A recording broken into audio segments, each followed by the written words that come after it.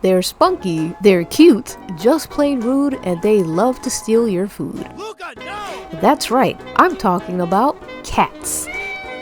Now, whether you love them or hate them, you can't help but notice a certain kinship between us and them. And sure, as humans, we can imprint on just about anything, really. But I feel like cats have been one of the most artistically depicted animals throughout history.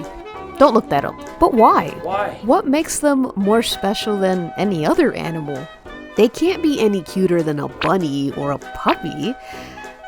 Except that they can, and they are. Exhibit A, my beautiful darling boys.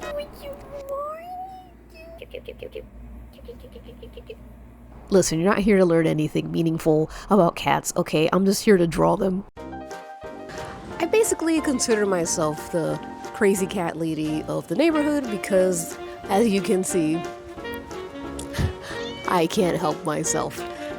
Come. Now, despite obviously really loving cats, I actually don't draw them all that much. And I feel like the reason why most people draw cats is because they're pretty easy. Like, just think about it. Like, it's pretty hard to draw a horse from memory. It's even hard to draw a dog from memory, even a duck. But a cat, well, I just bet that image is clear as a whistle in your head. Something about them is just simple, because cats are made of very simple shapes. And I think that's why so many of us are, pardon my pun, drawn to drawing cats. And no matter how crude or silly the drawings may turn out, I feel like the charm is still intact. It's kind of hard to not come up with something cute, though not impossible. Alright, if I love cats so much, why haven't I really dedicated a serious illustration to them? Well, the truth is, I have zero confidence in drawing anything that doesn't revolve around humans as the main subject. And honestly, I'm kind of tired of drawing people right now, and I've been feeling pretty demotivated, and I think it's time to do something different. I figured today I would change that and step into uncharted territory. But before I even do anything, I think I should change into something a little more comfortable. One moment, please. Ah, that's better. Alright, let's get started. Okay, so in order to familiarize myself with the anatomy of the cat, I obviously decided to try and just draw as many cats from memory as possible. And this is something that I like to do just to get all the scaries out of the way. What are the scaries, you ask? Well, you know, the scaries. When you're drawing something that you've never or are just not very experienced in drawing. And at this stage of the scaries, it can be very, very hard to get past that. Every single wrong mark you make will stand out like a sore thumb. And this is the part where you have to really force yourself to just push through that. Because if you don't, it's just not going to get done. It's just not going to get done. So I highly recommend just taking a few minutes to just purposefully get that ugly art out of the way. This is the part where it's supposed to look bad. Look at this guy, by the way. I love this guy. I can't get enough of this drawing. We like to have fun here. But see, I wouldn't have been able to come up with this adorable little fella had I just been so concerned about getting it right the first time. This is how you get unique marks. This is how you really begin to develop your style. And this is the key to becoming a better artist. I say this all the time, guys. You gotta draw it ugly first. So now I'm pulling up the references. I'm no longer drawing from memory or kind of goofing off. I'm trying to actually capture the cat. And I'm trying to be sort of more, I guess, realistic or accurate, just to see what the fuck is the cat made of. I don't even know what shapes mean what, because I feel like a cat's face is so strange to me. It is strangely complex, but also simple. But anyways, I had a lot of fun doing this one. I feel like it was just fun just figuring shit out and drawing the stripes. As I mentioned, I don't really draw cats very often. It's usually very childlike, very simple, and it was fun to just actually take the time to learn what a cat actually looks like. And I'm like, oh, this is actually really cool and really fun. And doing this kind of lit up something inside me. Like, it kind of lit up a feeling of play that I haven't felt in drawing in some time. It's very interesting that, I don't know, like I've been drawing for so long, and I think it's because I've been drawing a lot of the same thing, like people. That's my main subject. I still love drawing people, but I noticed that because I've been drawing people for so long, I've kind of lost the ability to not know things. And I know what this sounds like. I sound like I'm a fucking know-it-all. I'm too big for my own britches. But what I mean is that when you draw something long enough, it becomes so hard to ignore when you make mistakes. And when you're doing something new, either you just don't see the mistakes as much, or it's just not that big of a deal. And I like that a lot. And I want to keep this enjoyment of like curiosity in more of my future work that I do from now on. Alright, that's enough jerking off. As you can see, I've already started drawing the overall idea. This illustration actually just kind of came out of nowhere. It was not planned at all. I just kept looking at images of other artists who drew cats that I really liked. And this specific piece by Leonard Weisgard called Cats and Kittens, it is so beautiful. I'm obsessed with it.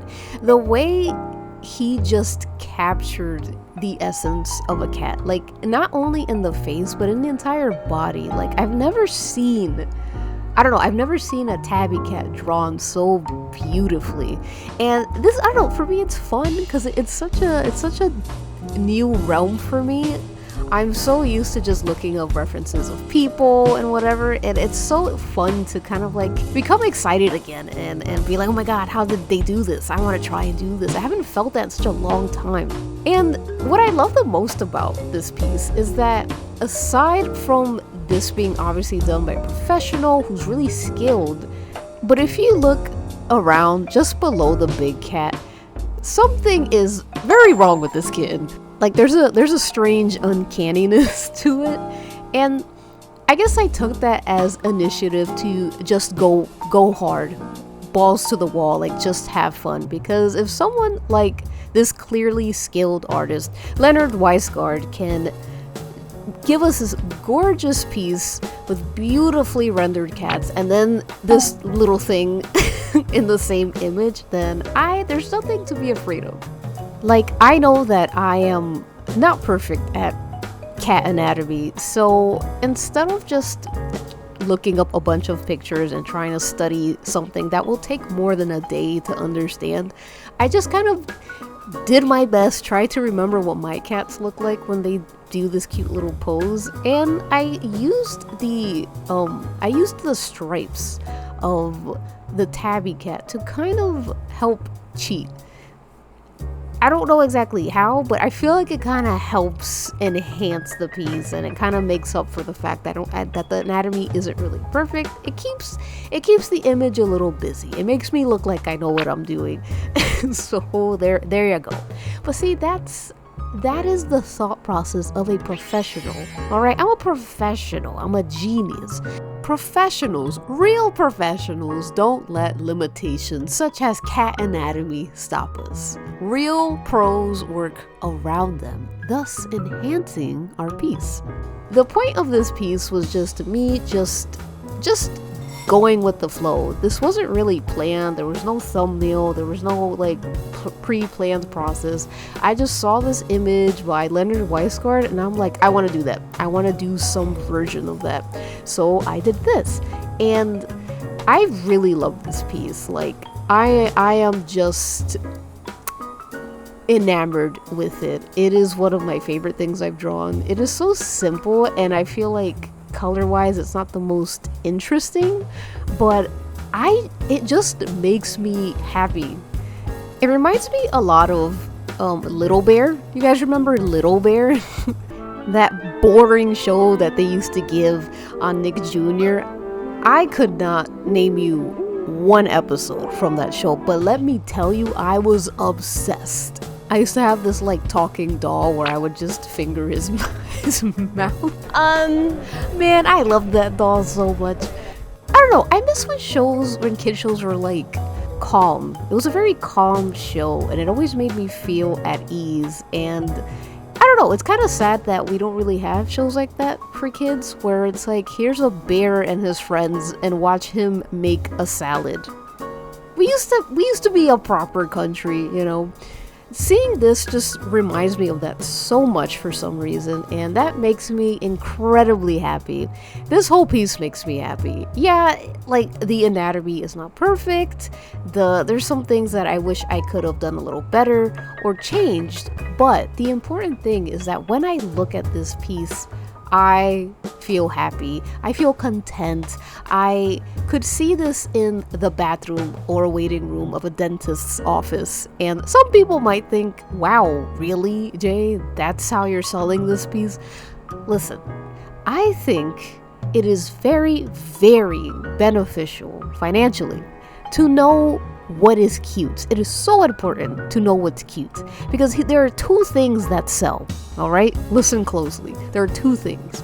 One of them is sex, and the other thing is on the complete opposite side of that spectrum, which is adorable shit. People love sex and adorable shit. I don't know why, but it always works. So if you're ever selling at cons or something, think about those two things, which I'm sure you love to make anyway. Alright, well, there's the first illustration, all nice and complete. Not bad for a girl with no talent. Now, I'd like to make another illustration, but with just a little bit more thought put into it, a little bit more pre-planning maybe. But what should I draw? Like, maybe a little tiger? Maybe a cat playing chess? No. Well, I guess while I think about that, why don't I take you guys to my bathroom?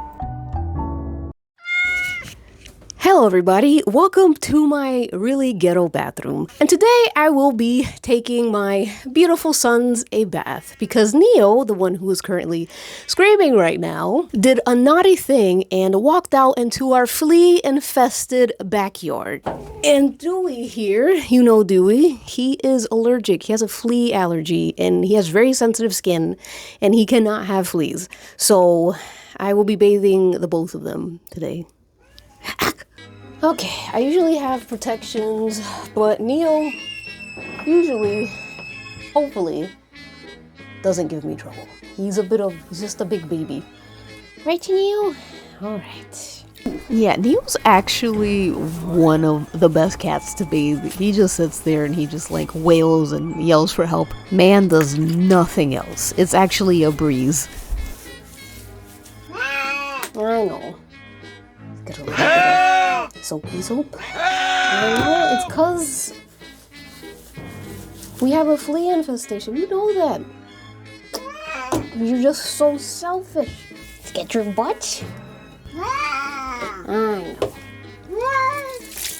My good boy. My good boy. It's gonna be so much easier when it's just Dewey. I honestly don't know why I said that, because Dewey is literally clinically insane. Oh, it's okay. It's okay. What's that? This is. Hey! You scratched your mom? Come on, man. Okay. And there you have it. Easy peasy. Didn't break a sweat. Now that the boys are tending to their shattered egos and flea free, I still have not a clue of what my next illustration will be. Now, in my backyard, we have Mr. Mistopheles, Samoa Joe, and Diana, each having a unique pattern of fur and color scheme, and honestly all good contenders to be part of my next illustration. But I think after experiencing that bonding moment with my boys, I don't know, I ate your backside wet and everything. Wouldn't it be really fun to just draw my boys? I mean, I see them every day. I see every nook, cranny, and crevice that they have on display, so why not just try and make a nice, serious piece dedicated to my two crazy men? Well, alright, now that we've dipped our toes into uncharted waters, now it's time for me to finally take that swim. Now, for this piece, I thought that I would do something that I don't usually do, which is just reference a picture that I took and edited heavily. I don't usually do this. I don't know why, because this was like one of the smoothest drawing processes that I've ever gone through. Like, it was so helpful to have an exact image of what I wanted to draw, and it was helpful because whenever I felt stuck, I could just look at the reference. I know this isn't anything new and that this is so obvious, but I'm just someone who's so used to using their imagination to the point of punishment. So before you go, duh, Jay, just think about that. Please. No ignorance, no buffoonery. This whole challenge really felt like a lesson in trusting the process. Like, Neo and Dewey at the beginning of this looked very, very rough, and you can't really tell because everything happened so fast in the speed paint, but I struggled. I really struggled. But I think I learned, like, now I understand that these are just the necessary steps to creating any illustration. And I know that I have talked about this before, that in order to really do anything, you have to draw it ugly first. And I feel like I spoke from a place of privilege. I already know some knowledge of how to draw faces, or the things that I already draw. I already have like a sense of knowledge and I have some skill in it. So it's easier for me to draw it ugly first because I know how to make it better later. When you're drawing something that you have no idea how to draw about, like me, I don't know jack shit squat about drawing cats. I really truly had to trust the process, and I think that really helped me fully understand what that means now. I truly think that the key to just ensuring that you're gonna have a good time when you're making art is to be able to let go, to be able to kill whatever expectations you have of your piece and just like write it, baby. Just write it. At least that's what I think. I don't know, maybe my opinion will change in a few days or something. I really think that I captured the personalities of Dewey and Neo in this picture, which is what I really, really wanted to get out of this. I wanted to try and stylize the boys in a way that, like, how I see them. And this is exactly how I see them. Dewey's like crazy looking and Neo's like calm and handsome. Like, even looking now, I'm like, wow, I really did make Dewey look spunky and scampish and more angular because he's like that. He is such a fucking spunky little guy. He has so much catitude. It's not even funny. And I feel like he's so small, but his personality is so big. And when we initially took him in, that didn't really show. Like, when we first I think we took him in like in February on Valentine's Day, and it was very cold. It gets cold in the East Coast during the winter, and I just remember how skinny he was. So skinny. Oh my god, he was skin and bones, and he would shake in the cold because he had no hair on his belly. He was bald on his stomach due to him having flea allergies, so it made him bite like most of his hair off. It was really sad, and like, my sister was so adamant on taking him in. She was like, you're just gonna let him die? We can't let him die. What are you prepared to do about it? And I was like, okay, You make a good point. Let's take him in. The moment he stepped inside, he never wanted to leave again. Oh my god, he did not look back at that street life. He's like, here, I am a citizen of the United States. I have a bed, I have food, access to food every single day. And yeah, he just, for the most part, for the first 2 weeks that we took him in, he just slept. He slept and he would play during playtime, which is a good sign. But he would just sleep. He was so calm, and we were like, oh shit, he's a pretty cool cat. He's pretty chill. I guess black cats, they're right about black cats. They're cool as a cucumber. Wrong. We had no idea what we were in for. Each day when we had him, with every new day, he would surprise us with little bits of his true personality, such as peeing on the wall when there isn't enough litter, or stealing bread when he thinks we're not looking. I don't know what is with this guy and bread. He fucking loves bread. I love bread. I have eaten bread every single day. He's such a little fucking thief. Like he'll scamper around with something in his mouth that he shouldn't have, and it's like, my god, you are so wretched. But aside from all that, Dewey is such an affectionate cat, like so affectionate. His presence is so felt in the house, and very opposite of what people usually expect cats to be. Neo is the cat that people expect cats to be. Aloof, too cool for school. But Dewey is like, I think he's obsessed with us. And mentally insane. But I love him. Even though he likes to steal. Sometimes I just like to steal. Now, as for Neo, I drew him with a lot more like rounder and softer shapes, softer corners, not just because he's fat, but because he's the complete opposite of Dewey. Like, you will not even know he's in the house. That's how quiet he is. Unless it's dinner time, then you will hear the grueling, chain-smoking, baby colic voice of my boy. But other than that, like, he's really just hanging out. He is truly just a man in my house. But it took a while for him to become just a man in my house. Like, for when we first took him in, he was, I think, 4 years old. He was outside for a while. He loved the street life, man. He was gonna die in the streets until his brother got hit by a car. His brother Igor, rest in peace, Big Ig. I love that guy. He would have been our next president. Once his brother was hit, I was like, I have to like give you away, because that's the thing I did. I was a bit of a foster mother. I took in cats and I would give them to people who would give them to other people, you know, all that. And I planned to give Neil away, but one day he just looked at me with his big, beautiful doll eyes, and I was just like, fuck. You are mine. You're my son. Obviously, I biologically gave birth to you. How can I just give you up like that? So, he became mine. And it took a long time. I remember I was telling the vet when he was getting his first checkup, yeah, he's an outside cat, but I'm taking him in. And they were like, Ooh. You sure about that? And I was just like, yeah, how hard could it be? It took 6 months for Neil to stop screaming like at 4 in the morning because he wanted to go out so bad. He was so used to coming and going as he pleased that he was making my life a living hell.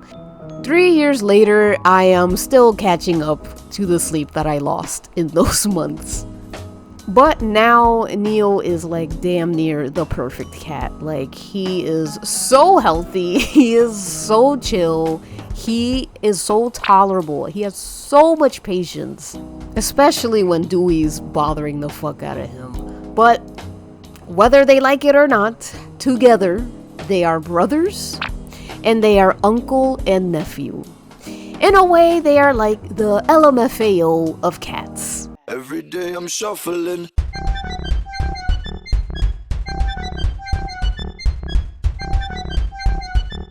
Anyways, I just can't stop telling you guys how much I enjoyed making this. Like, I think a lot of it had to do with the fact that, I don't know, it's cats. Cats are so fucking cute. And for some reason, other than the fact that I don't know how to draw cats very well, I avoided drawing anything that wasn't like a person because I never found other subjects interesting enough. And I guess maybe it was because my skills weren't all the way there when it came to anything that wasn't a human being. I subconsciously avoided drawing anything else. And I feel like I've been missing out on a lot of pieces that I could have made. I feel like I did a lot of new things with this piece. Other than drawing cats, I got into drawing fish here. And this was when I had my very weird like aquatic phase over the summer where I'm like, the sea calls to me, I gotta get in there.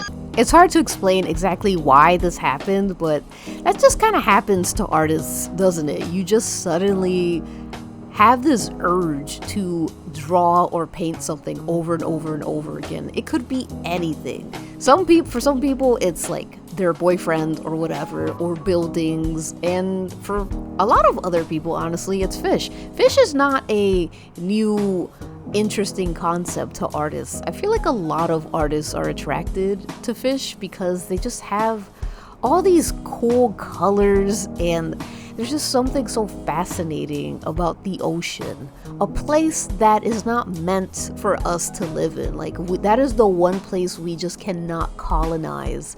You know, I love that. I love how rock and roll the sea is. You know, like, you can't fucking control the sea, all right? Like, good luck, all right? You can't make whales dig oil for you. I don't know. Fish is so cool. I just love the way they look. I love their shapes. I had so much fun like looking up different patterns and color schemes for them. I totally get the hype. I'm on Team Fish now. And I also really like I think I mentioned this for the last illustration that I made. I really love the contrast of an adorable cat and their need to kill. Like, they just have this homicidal instinct inside them. They have to kill. And they don't just kill to eat. I think it's proven that cats kill for fun. And I am just so enamored by that. What beautiful creatures that walk among us. And I've been really into depicting like the cat with the fish in its mouth. It's just so cruel, but it's like, wow, isn't that such a cute little cat? I don't know, I really like that juxtaposition, and I'd like to do a little more with that.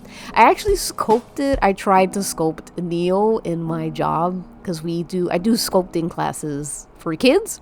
And I thought it would be fun to sculpt my cat Neo, and you can kind of see that same motif with that sculpture. And it's not good, but the heart is in there. Something else that I really love about this piece is the use of texturing in it. Usually when I make my digital pieces and I want it to feel more traditional, I will just kind of paint it all as I usually do, and then I'll slap on a noise texture because I like noise. I love that, like the little sandy look, the little dirt look. Yeah, but I always didn't like how it sort of kind of flattens all the hard work that I would put into painting and all the dimensions. So I actually have recently started to use, like, I don't know what it is, these pepper brushes or whatever, these little noise brushes.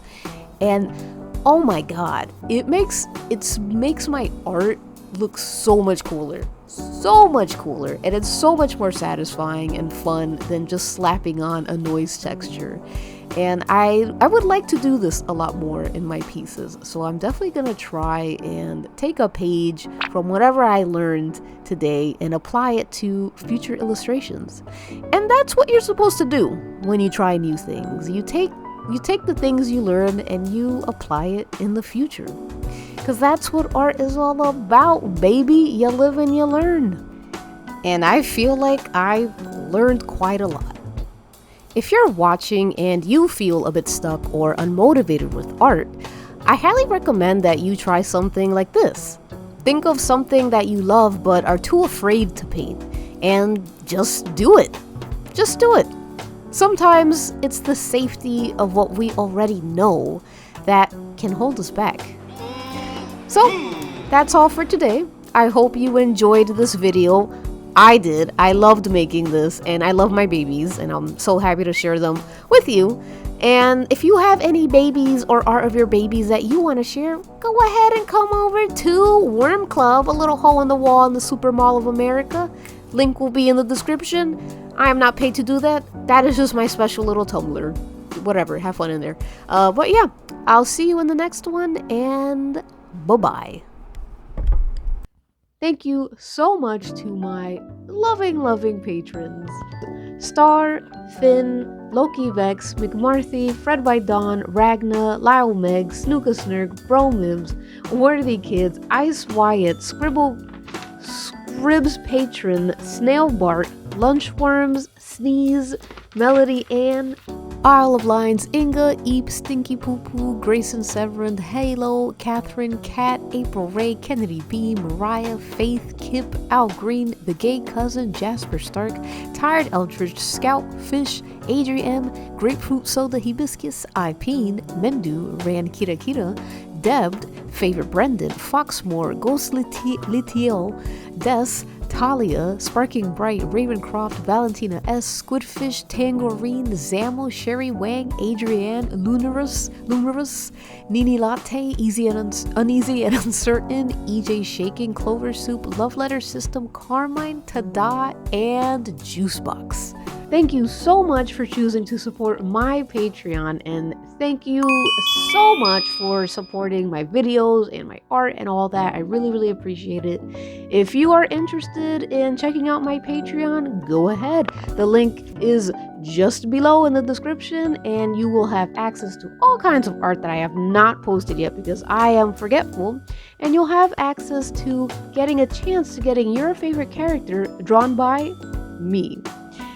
I try to do it every month, but I can't guarantee it. But look out for the call to send me your favorite character, and I'll put it in a poll, and we'll see who wins. Well, that's all for today. Thank you again.